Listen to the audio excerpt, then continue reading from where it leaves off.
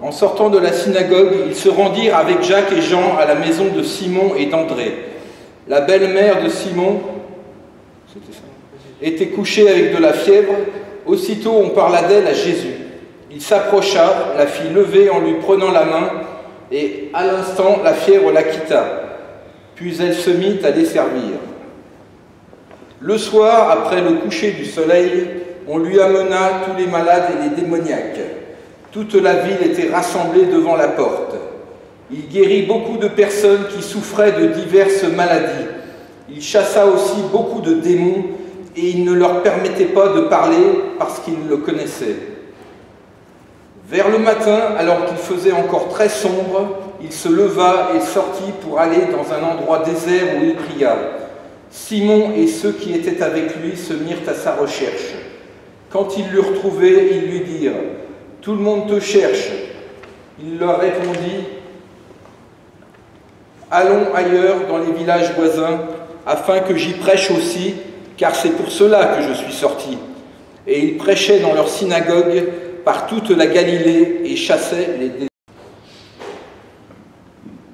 Nous avons, chers amis, affaire à un texte de la plus haute importance ce matin. En effet, vous savez que plus tard dans l'Évangile, Pierre va renier Jésus à 3 reprises. Mais est-ce que vous connaissez la vraie raison de ce reniement, de ce triple reniement? La vraie raison, pas les on-dit, la vraie raison, vous la connaissez? Le premier qui gagne a gagné une choucroute, qu'il a déjà payé 21 €. Non, vous ne savez pas? Pas d'hypothèse? Eh bien, on a la réponse dans ce texte. On a la réponse dans ce texte. C'est parce que Jésus a guéri la belle-mère de Pierre. C'est pour ça, vous n'avez pas compris la blague? C'est parce que je l'ai raconté, je n'ai pas bien raconté. Et Pierre en veut à Jésus d'avoir guéri sa belle-mère. C'est pour ça. Mais c'est une blague, voilà. Bon, j'ai essayé de mettre un peu d'humour ce matin, c'est coupé. C'est pas grave, on va continuer. Alors, on a quand même affaire, au-delà de la plaisanterie, à un texte important, parce que, comme beaucoup de textes du Nouveau Testament, il nous parle de miracles, et c'est en fait un récit de miracles. Et c'est vrai qu'il y a énormément de textes comme ça dans les évangiles, quasiment à chaque chapitre des évangiles, on a un récit de miracles. Et pourtant, et c'est un problème parce que ces récits sont récurrents, on est peut-être un peu déboussolé par ces récits, parce que les miracles, tels que celui qui nous est raconté ici, que ceux qui nous sont racontés ici, on n'a pas forcément l'habitude d'en vivre. Alors bon, c'est quand même déstabilisant. Et donc c'est pourquoi je vous propose aujourd'hui de vous poser la question, et peut-être de vous proposer 4 manières de concevoir, de comprendre ces récits de miracles, et du coup de les actualiser. 4 manières, il me semble, de comprendre ces récits de miracles et de les actualiser. La première manière de comprendre ces récits, ce serait finalement de dire que Jésus n'a pas réellement fait de miracles. C'est la première des hypothèses. Jésus n'a pas vraiment fait de miracles, ce sont ici des récits symboliques, ce sont des récits qui sont destinés à nous dire que Jésus était quand même un personnage extraordinaire. C'est un peu des récits de propagande, donc on embellit un peu le truc. C'est la première manière de concevoir ces récits, et c'est vrai que dans l'Antiquité, il y avait beaucoup de récits qui circulaient de demi-dieux, des mythologies où il était question comme ça de demi-dieux qui faisaient des actes prodigieux. Et il y avait aussi des récits qui circulaient de grands hommes qui faisaient également des actes extraordinaires, des hommes de pouvoir par exemple. Par exemple, les empereurs, on disait qu'ils faisaient des actes, des miracles, des actes extraordinaires de ce type, comme des guérisons. Et donc, on peut se demander si c'est pas un peu la même chose avec Jésus en fait. Parce que ces récits, quand on raconte que les empereurs guérissaient les malades, c'était sans doute du pipeau. Alors est-ce que c'est pas la même chose avec Jésus? On peut se poser la question, franchement.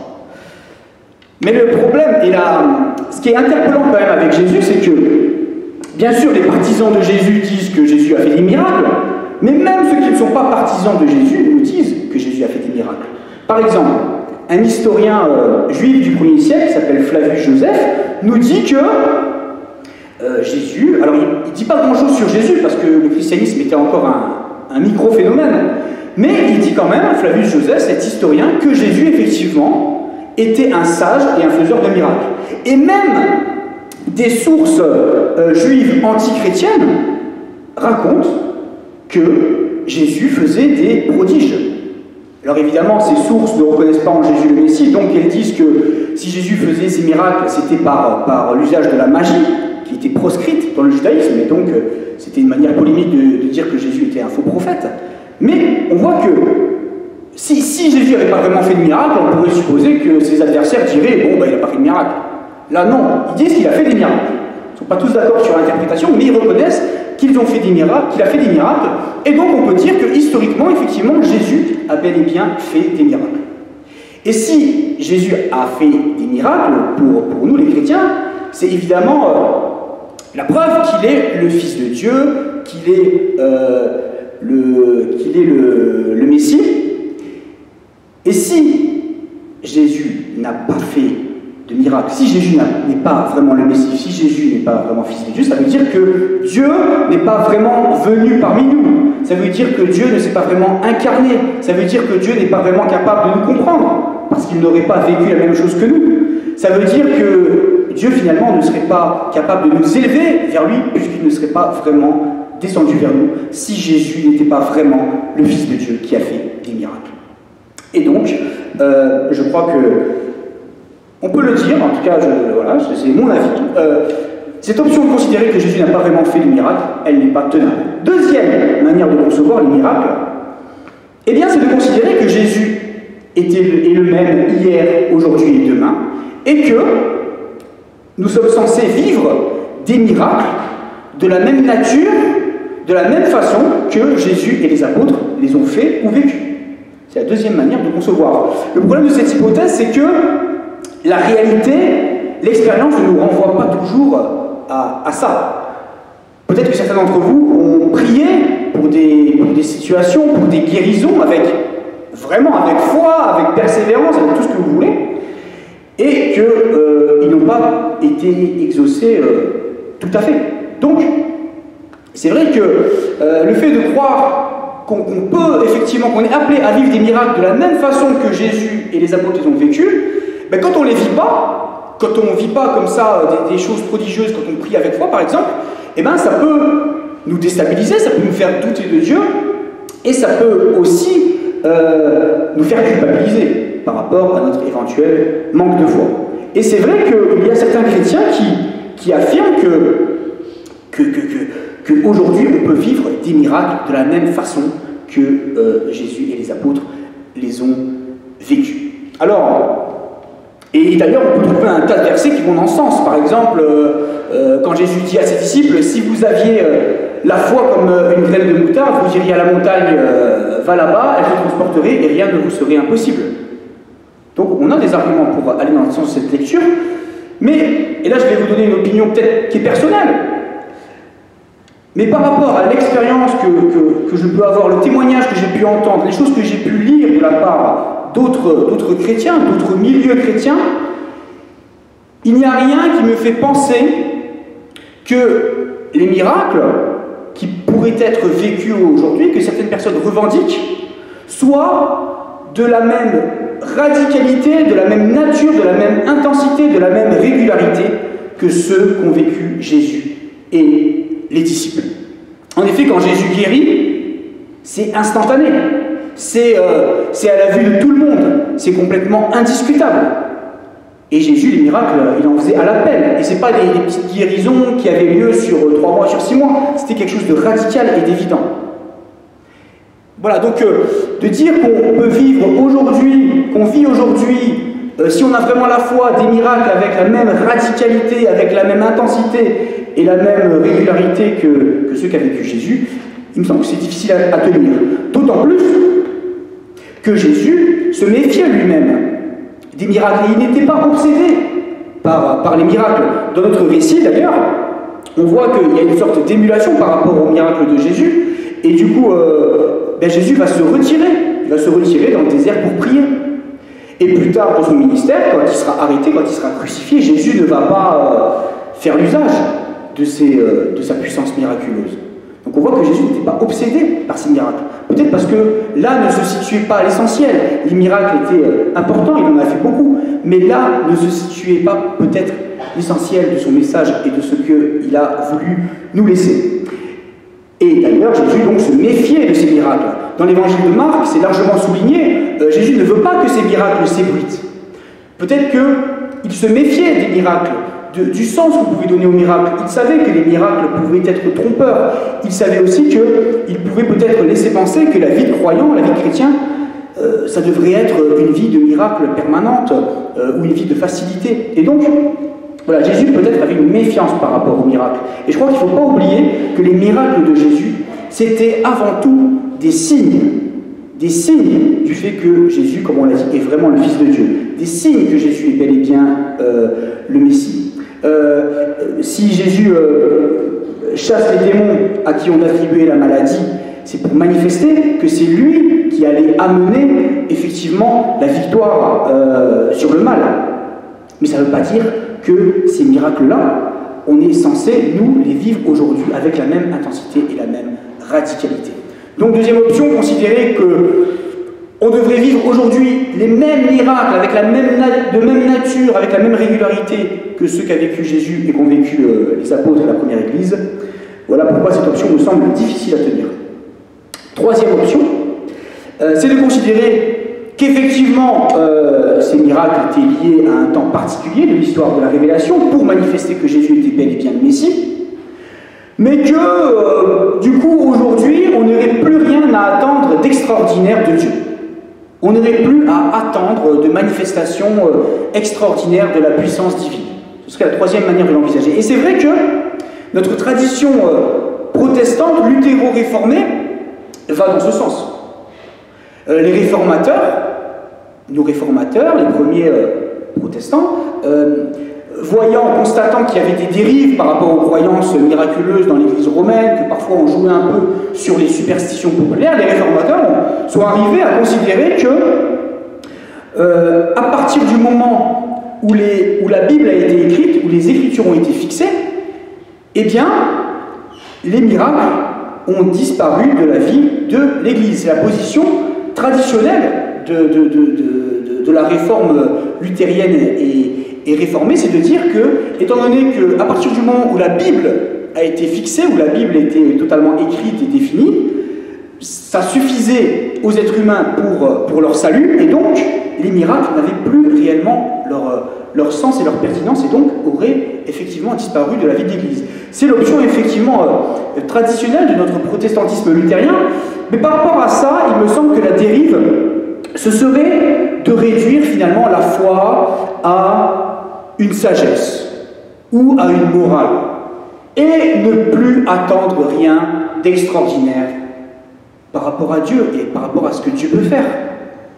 Or, et c'est la quatrième option qui, il me semble, serait peut-être une position équilibrée par rapport à ces miracles, c'est de considérer que, effectivement, les miracles qu'a fait Jésus, qu'ont fait les apôtres, par leur intensité, étaient liés à un temps, mais que pour autant, nous pouvons encore aujourd'hui vivre des choses de l'ordre de l'extraordinaire avec Dieu, des choses de l'ordre de la puissance divine, que Dieu peut encore nous chambouler et nous déboussoler aujourd'hui, nous prendre à contre-pied, nous surprendre.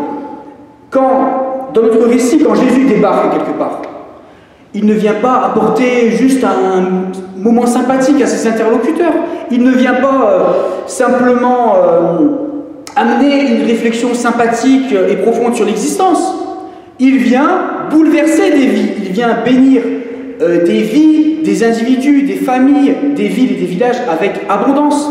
Il vient retourner des situations. Et il me semble que tant que nous ne sommes pas dans un monde idéal, eh bien nous pouvons nous attendre. Et Dieu peut faire des choses effectivement extraordinaires et prodigieuses. Et je crois qu'il ne faudrait pas que notre conception un peu traditionnelle, un peu méfiante par rapport aux dérives de la croyance, des croyances miraculeuses, d'un enthousiasme un peu exagéré ou des superstitions populaires, il ne faudrait pas nous faire oublier que nous pouvons nous attendre à des choses extraordinaires, que Dieu peut encore agir avec puissance dans nos vies aujourd'hui. Et qu'est-ce qui fait alors obstacle à l'action surprenante et puissante de Dieu dans nos vies. Mais peut-être que c'est notre orgueil. Vous voyez, quand Jésus arrive dans la famille de Pierre, tout de suite, la famille parle d'elle à Jésus. Tout de suite, ils la remettent à Jésus. Et peut-être que des fois, par orgueil, on a cette illusion qu'on peut traverser nos épreuves, qu'on peut mener nos luttes, nos combats du quotidien, sans l'aide de Dieu, sans la prière. Qu'on croit que, un peu par orgueil, qu'on est autosuffisant, qu'on n'a pas besoin de la puissance de Dieu, qu'on n'a pas besoin de sa sagesse, que notre intelligence nous suffit, que notre sagesse nous suffit, que notre force, que notre courage nous suffisent. Est-ce qu'on sait, comme cette famille, comme la famille de Pierre, eh bien, s'en remettre à Dieu et dire à Dieu, finalement, là, ça me dépasse. Gère. Voilà, ça consiste à ça, finalement. Renoncer peut-être à une forme d'orgueil qui nous donnerait cette illusion qu'on peut réussir à traverser nos épreuves de combat sans l'aide de Dieu. Et voyez, les disciples, dans cette histoire, ils vont chercher Jésus. Jésus s'éloigne. Ils n'attendent pas les bras croisés qui reviennent. Ils vont le chercher, et quand Simon-Pierre le trouve, il lui dit « Tout le monde te cherche ». En mode « Mais qu'est-ce que tu fais ? Il y a du boulot ». Et je crois que, il me semble que souvent dans notre vie spirituelle, dans notre vie de prière, on est un peu dans le « Ah Seigneur, s'il te plaît, ce serait bien que tu fasses ça ». Et il me semble que Dieu parfois attend que dans notre vie spirituelle, eh bien on vienne le bousculer. Alors vous me direz, bon c'est un peu osé d'aller bousculer Dieu, d'aller insister quand on prie, d'aller lui dire allez, qu'est-ce que tu fais, et de taper un peu du poing sur la table pour que Dieu intervienne. Vous me direz, oh c'est un peu culotté, c'est pas très poli spirituellement. Et pourtant on a un tas de prières dans la Bible. Si vous n'êtes pas d'accord, je vous invite vraiment à vous rappeler certains passages bibliques. Et notamment les psaumes, il y a un tas de psaumes où le psalmiste prie avec insistance. Il ne dit pas « S'il te plaît Seigneur, est-ce que tu peux intervenir ?» Il lui dit « Interviens, dépêche-toi, qu'est-ce que tu fais ?» Voilà. Et je crois que l'intimité qu'on est appelé à vivre avec Dieu, c'est parfois peut-être aussi être un peu dans cette insistance et dans cette conviction un peu insistante, un peu persévérante que Dieu va et peut intervenir. Et vous voyez que Jésus, il est en train de prier là, dans le désert tranquille, et il se remet en route, il se remet à l'œuvre quand Pierre vient le bousculer et vient lui dire alors tout le monde te cherche, tout le monde t'attend, qu'est-ce que tu fais? Voilà, chers amis, ne laissons pas nos réticences, nos craintes par rapport aux dérives des croyances miraculeuses nous priver de l'extraordinaire que Dieu peut encore faire dans nos vies aujourd'hui. Ne laissons pas notre orgueil nous priver de cette simplicité de solliciter Dieu pour nos luttes du quotidien, pour nos luttes de l'existence, et pour qu'il intervienne. Et ne nous privons pas par une sorte de politesse spirituelle d'être parfois dans l'exigence vis-à-vis de Dieu. Alors évidemment, la réponse lui appartiendra toujours, mais n'hésitons pas parfois à être tellement convaincus que Dieu va, doit et peut intervenir, et bien d'être vraiment dans la revendication. Et c'est peut-être ça aussi la relation de confiance et d'intimité avec Dieu. Ne soyons pas des gens simplement qui attendent après Dieu, mais des gens qui vont le chercher. Amen.